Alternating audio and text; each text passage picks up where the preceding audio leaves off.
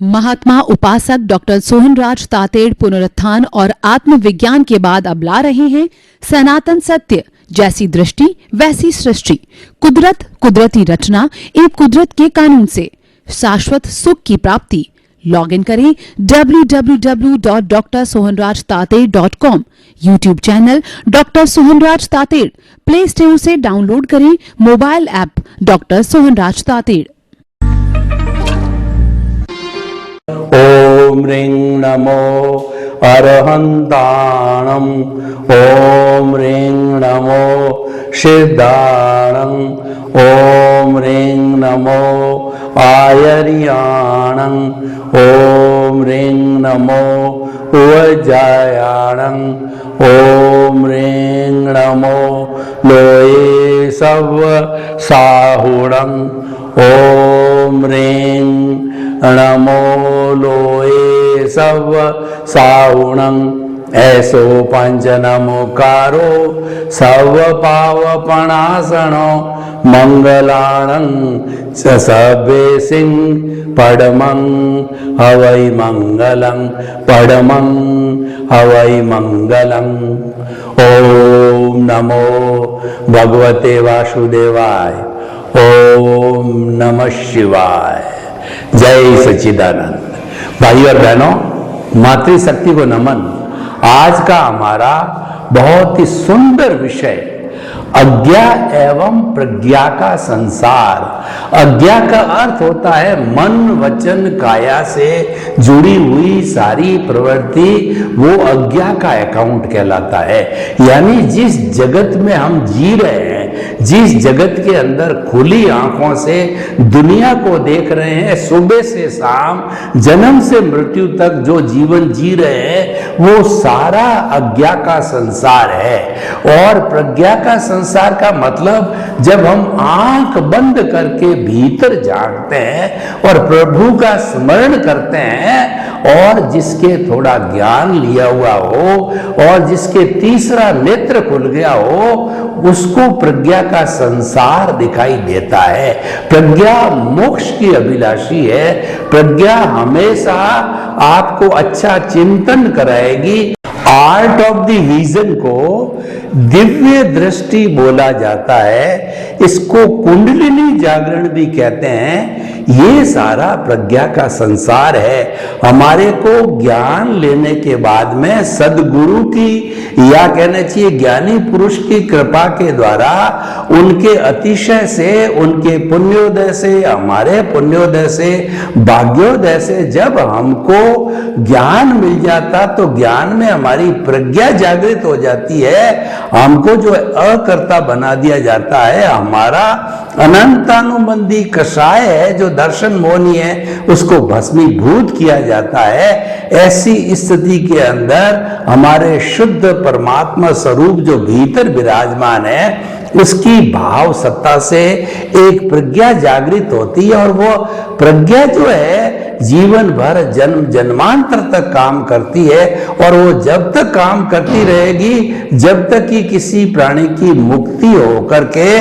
और वह सिद्ध बुद्ध और मुक्त नहीं हो जाता है। आपने सुना होगा एनलाइटनमेंट वर्ड की बहुत चर्चा देश में विदेश में बड़ी बड़ी संस्थाओं में धार्मिक जगह पर होती है। वो एनलाइटनमेंट क्या होता है जो स्वामी विवेकानंद को मिला, तो मैं कहना चाहूंगा कि स्वामी विवेकानंद केवल 36 वर्ष तक ही जिए थे, पर दुनिया को 36 वर्ष में उन्होंने वह दिया जो कि वो अमर हो गए। और हमने 125 उनकी जन्म शताब्दियां मना भी दी है, और न मालूम आने वाले समय में कितनी जन्म शताब्दियां बनाएंगे। उनका प्रैक्टिकल योगा और उनका जो है हमारे युवकों को वह उद्बोधन, उठो जागो, तब तक चलते रहो जबकि मंजिल न मिल जाए। चरे वेती चरे वेती चरे वेती जो उपनिषदों से लिया गया, हम चलते रहे कारवां बनता गया। उन्होंने 1894 के अंदर शिकागो के अंदर जो एक पूरा 18 घंटे का स्पीच दिया था, वह आज भी एक अमर स्पीच है। तो कहने का अर्थ यह है कि उन नरेंद्र नाथ को जब वो स्वामी रामकृष्ण परमहंस से मिले थे तो प्रथम दृष्टवा उनको जो है अपना गुरु मिल गया और गुरु को शिष्य मिल गया केदारनाथ रूप में। और गुरु ने कहा कि मैं देवी का उपासक हूं, तुम भीतर जाकर के देवी से ये मांगो कि हमारे घर की आर्थिक स्थिति बहुत कमजोर है, आप आर्थिक चीज को मांगिए। तब 2-3 बार जब रामकृष्ण परमहंस ने कहा तो स्वामी जी भीतर गए और भीतर जो है देवी की चकाचौंध को देख करके और उसको एक अद्भुत पूरा जो है उनके रूप को देख करके वो आर्थिक बात को तो भूल गए। उन्होंने कहा कि goddess give me enlightenment, give me enlightenment. और देवी ने कहा तथास्तु, वह एनलाइटनमेंट प्रज्ञा दी गई थी जो कि गुरु के द्वारा अपने शिष्य को उसकी पात्रता के जो आधार पर दी जाती है, वो एनलाइटनमेंट होता है। ये एनलाइटनमेंट है, प्रज्ञा का संसार है।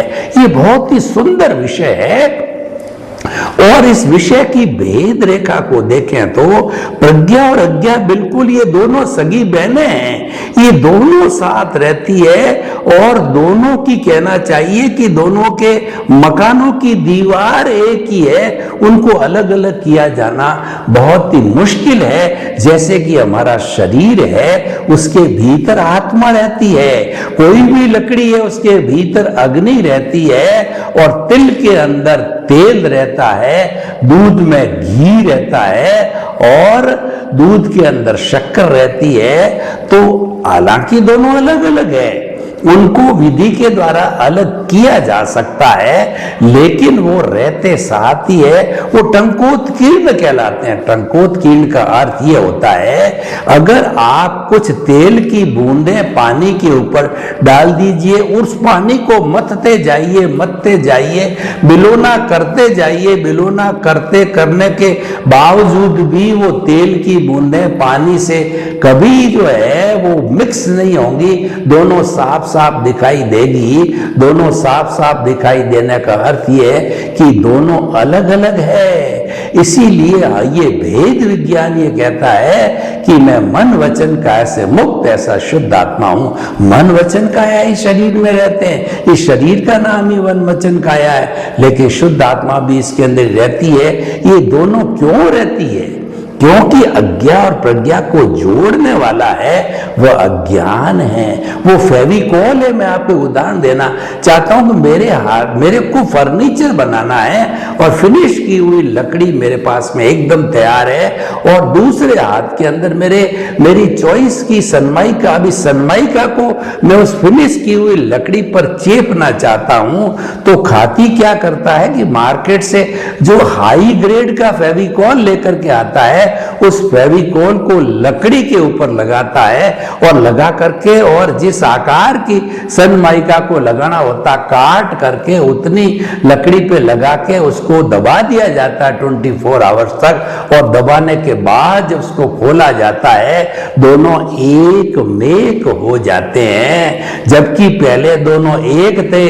तो ठीक इसी तरह से जन्म जन्मांतर से हमारा जो अमूर्त शुद्ध आत्मा भगवान मूल रूप से द्रव्य रूप से है, जो कि देखिए हर जो है प्राणी में एक सा है। चींटी गाड़ी चींटी और गाय भैंस ऊंट बैल और राम कृष्ण सिमंदर स्वामी भगवान 24 तीर्थंकर, उनके मूल स्वरूप द्रव्य आत्मा के अंदर दृष्टा के अंदर कोई फर्क नहीं है। जो ये विविधता दिखाई देती है वो सब अपने अपने कर्मों के कारण होती है और उस कर्मों के पुंज को अज्ञा कहते हैं। उस अज्ञा को जो है अलग करने का जो साधन है, साबुन है, डिटर्जेंट है, वो प्रज्ञा है।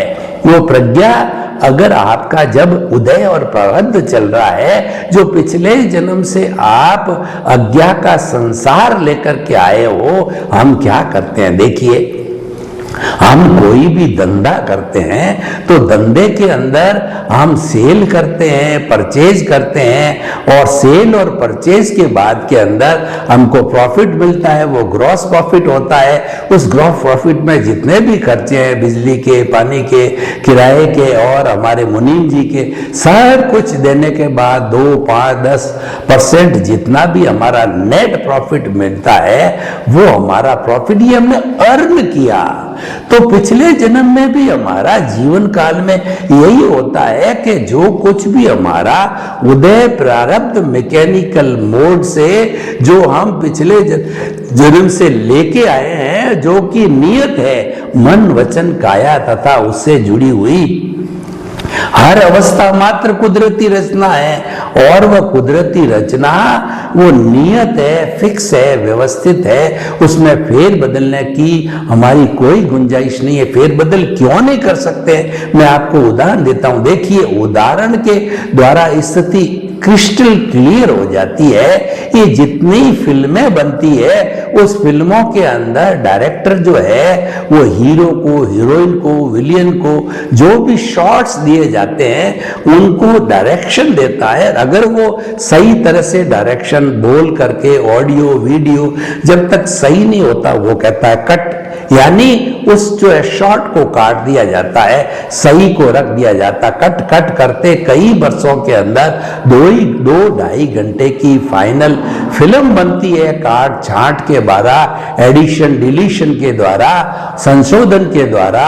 तो वो फिर फाइनल जो फिल्म होती है वो जब रिलीज की डेट होती है तो पूरे भारत में कहिए, पूरे जो राज्य में कहिए, जहां जहां एरिया होता है वो रिलीज हो जाती है। तो मैं आपको बताना चाहता हूं कि आप जब थिएटर के अंदर जाते हो, वो 2-2.5 घंटे की फिल्म देखते हो तो, और फिल्म को आप एक एक अक्षर, एक एक शब्द को देखते हो स्टार्ट से एंड तक, क्या उसके अंदर कोई फेर बदल किया जा सकता है? नहीं किया जा सकता है। और जब फिल्म ही गई थी तो बहुत सारे चेंजेज हुए थे। ठीक उसी तरह से पूर्व जन्म के अंदर हम जब अलग अलग भाव करते हैं, अलग अलग शॉट लेते हैं, तो वो हमारा जैसा जो है शॉट के अनुसार भाव डाले होते हैं, एक भाव को हम कॉज कहते हैं और बहुत से भाव पूरे जन्म भर डालते रहते हैं, तो वो बंच ऑफ दी कॉजेस या कॉजल बॉडी कहलाती है। वो हमारी अज्ञानता, उसको लिंग शरीर भी कहते हैं, उसको जो है कारण शरीर कहते हैं, कार्बन शरीर कहते हैं। अलग अलग धर्मों ने अलग अलग नाम दिए, लेकिन सबका आशय अज्ञानता है, सबका आशय फेविकोल है जो कि सनमाइका और लकड़ी के बीच में लगा हुआ है। इसको हटा दो तो हमारी शुद्ध परमात्मा स्वरूप आत्मा अपने मूल स्वरूप के अंदर मुक्ति को चली जाती है। और जो अज्ञा है, यानी हमारी जो अज्ञा है, हमारा ये मन वचन काया रूपी जन्म जन्मांतर से बार बार जन्म लेता है, बार बार मरता है। तो ये अज्ञा जब समाप्त हो जाती है, इस अज्ञा को एक्टिवेट करने वाला होता है सारा पुरुषार्थ, चाहे रियल हो, चाहे रिलेटिव हो, चाहे प्रज्ञा हो, चाहे अज्ञा हो, चाहे भाव हो, चाहे जो हमारा अंतःकरण मन बुद्धि चित्त अहंकार कहिए, प्रोसेसिंग फैक्ट्री कहिए, वो सारा वर्क प्रतिष्ठित आत्मा में होता है।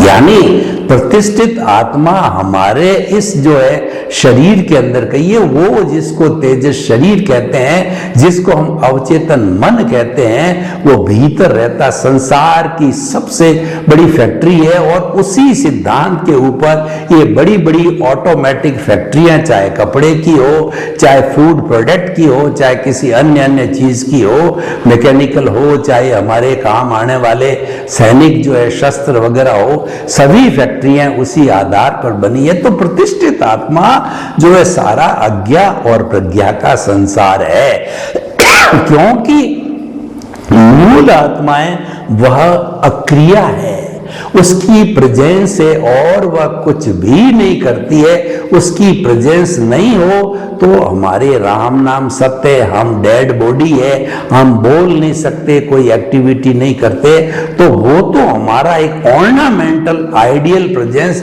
जो कि मस्ट है। जैसे किसी प्रोग्राम को चलाने के लिए अध्यक्ष होना जरूरी है, अध्यक्षता में चलती है, अध्यक्ष चाहे कम बोले, ज्यादा बोले या चुप रहे, तो जैसे कि लोकसभा अध्यक्ष होते हैं, विधानसभा अध्यक्ष होते हैं, वो क्या है, सिर्फ अनुशासन को मेंटेन करते हैं, वो ऑर्डर नहीं देते, वो कम बोलते हैं, जो जैसे जज बैठा रहता है उसी तरीके से ये सारा काम हमारी मूल आत्मा जो दृष्टा होती वो करती है। और देखिए इस सारी चीज को स्पष्ट करने के लिए मैं आपको एक त्रिवेणी का पहले जो है वो बता देता हूं। जो त्रिवेणी में क्या होता है, दृश्य, दृष्टि और दृष्टा।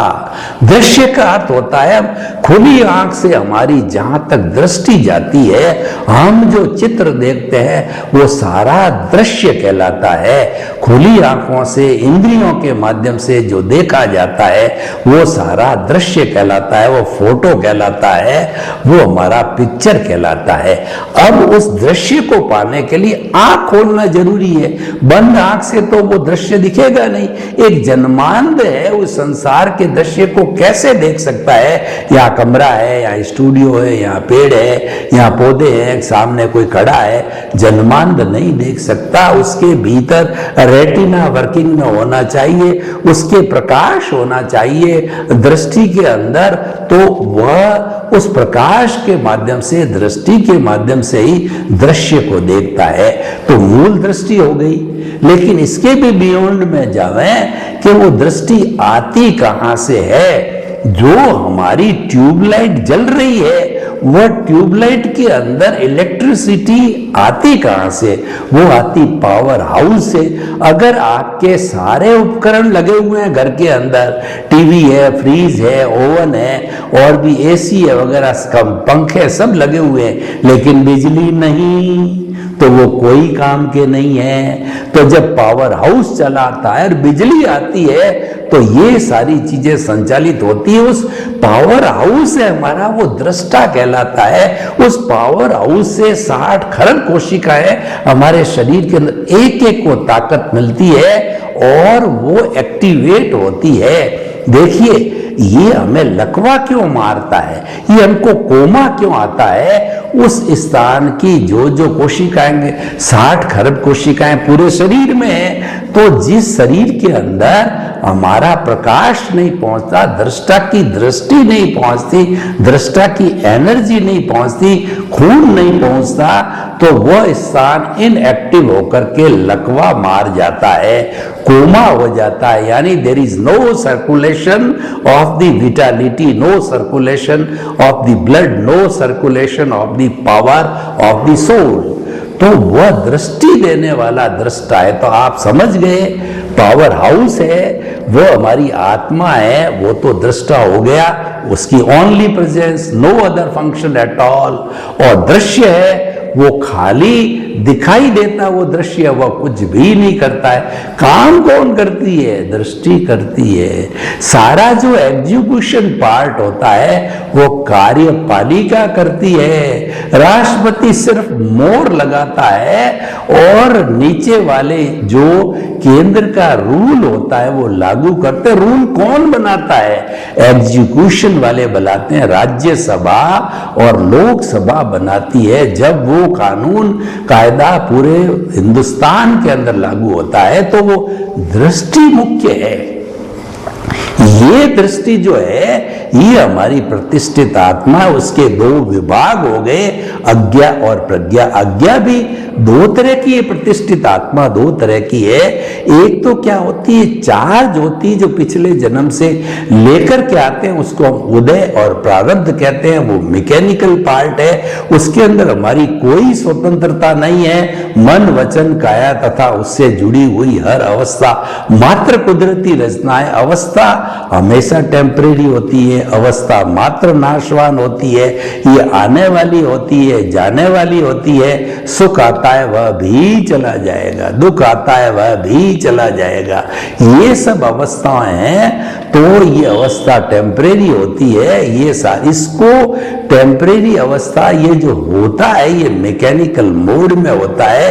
ये जो हमारा उदय और प्रारब्ध होता है, ये हमारा पिछले जन्म की हमारी जो कुछ भी जो हम फिल्म बना के लेके आए वो होता है। पिछले जन्म का हमने जिस तरीके का जो है वो स्क्रिप्ट तैयार करके लगाए है, मन वचन का की बैटरियां फुल चार्ज करके लाए 100% इस जन्म में पूरी जीरो होती है मृत्यु तक अवस्था में, जो हमारा आयुष्य कर्म कहलाता है। तो ये तो होगी हमारी सारी अज्ञा।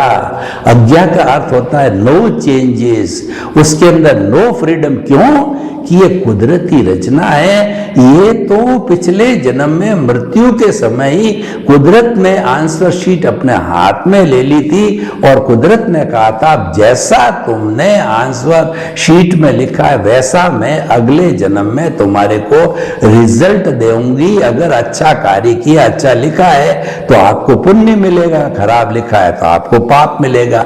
तो ये तो सारा जो है गिव एंड टेक, लिया दिया लिया दिया चलता रहता है। ये जड़ का संसार है, अज्ञा का संसार है। और प्रज्ञा के संसार में क्या करना होता है?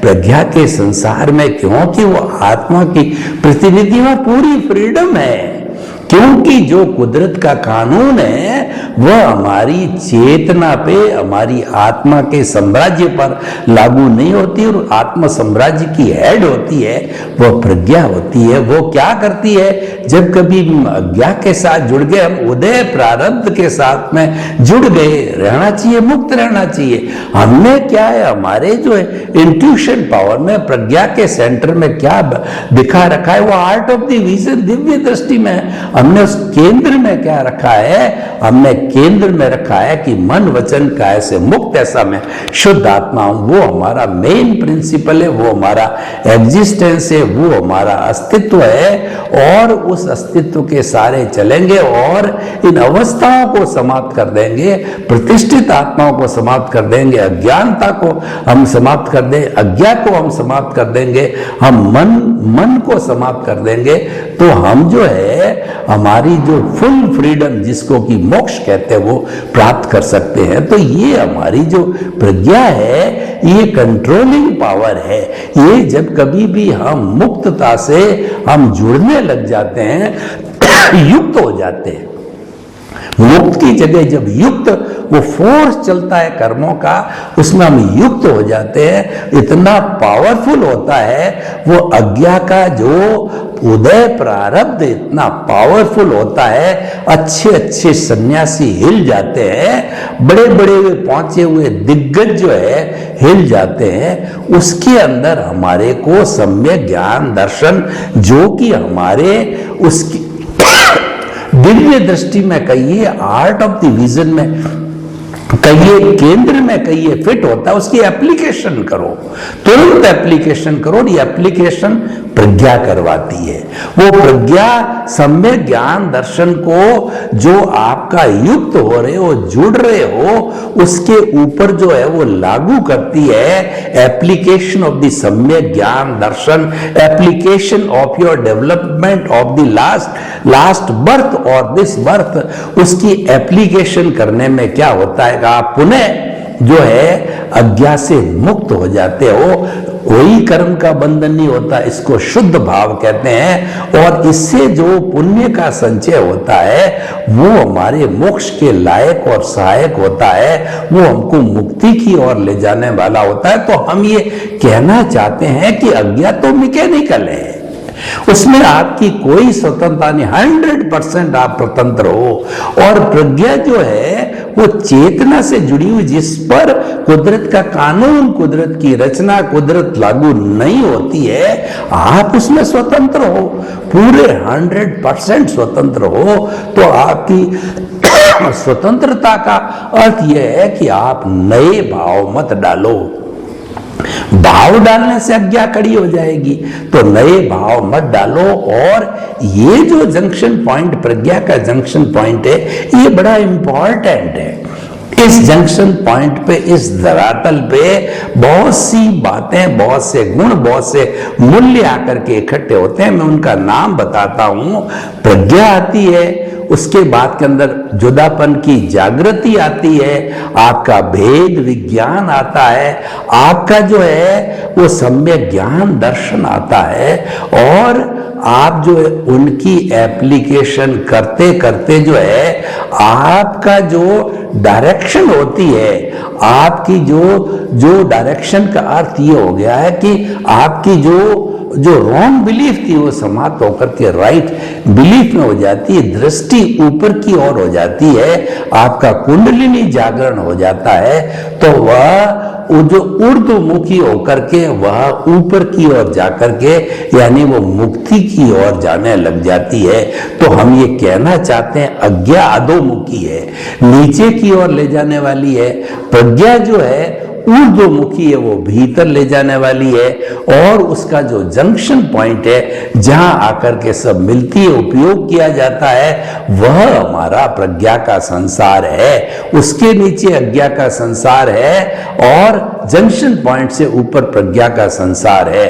तो हम आपको ये कहना चाहते हैं दोनों अलग अलग अकाउंट में अब आपको तय करना है कि आपको कौन से अकाउंट में जाना है, क्योंकि तय करने में आप स्वतंत्र हो, ये आपकी स्वतंत्रता है। आपको तय करना पड़ेगा कि आपको अज्ञा के पाले में रहता है और प्रज्ञा के पाले में रहता है। नॉर्मल व्यक्ति के पास में ज्ञान होता नहीं, उसको कभी ज्ञानी पुरुष मिलते नहीं, सदगुरु मिलते नहीं, उसका पुण्योदय होता नहीं है, वो तो जन्म लेता है मरता है, जन्म लेता है मरता है, और आया राम गया राम हो जाता है, उसको कुछ भी मालूम नहीं होता है, और जन्म जन्मांतर से घूमता है, आगे घूमता रहेगा। और जो लोग प्रज्ञा को प्राप्त कर लेते हैं वो प्रज्ञा वाले ही जो है ये सारा कर पाते हैं। तो हम आपको ये बताना चाहते हैं कि आप अज्ञा और प्रज्ञा की भेद रेखा को खींचिए, और भेद रेखा को खींच करके आप अगर मुक्ति की ओर जाना चाहते हो तो प्रज्ञा के साथ में जुड़े रहिए, ताकि कि आपकी अज्ञा जो है वो समाप्त हो जावे। तो भाइयों बहनों, बहुत सुंदर विषय है, और जो इसको पा लेता है, जो इस बात को समझ लेता है, जो इस दिव्य दृष्टि को पा लेता है, ये दिव्य दृष्टि वह है जो कि भगवान कृष्ण ने अर्जुन को दी थी, और अर्जुन ने वो महायुद्ध करके जो है महाभारत करके भी वो मुक्ति को गया। कैसे गया? दिव्य दृष्टि से गया। तो भाइयों बहनों, आप इसको समझिए। सर्वे भवन्तु सुखिनः, सर्वे सन्तु निरामया। लोक के सब जीवों को सुख मिले, शांति मिले, आनंद मिले, प्रेम मिले, दिव्य दृष्टि मिले, और सब शाश्वत सुख को प्राप्त करे। आपके प्रति मंगल भावना। ओम शांति। महात्मा उपासक डॉक्टर सोहनराज तातेड़ पुनरुत्थान और आत्मविज्ञान के बाद अब ला रहे हैं सनातन सत्य, जैसी दृष्टि वैसी सृष्टि, कुदरत कुदरती रचना एवं कुदरत के कानून से शाश्वत सुख की प्राप्ति। लॉग इन करें www.drsohanrajtated.com, YouTube channel doctor Sohanraj Tated, play store से डाउनलोड करें mobile app doctor Sohanraj Tated.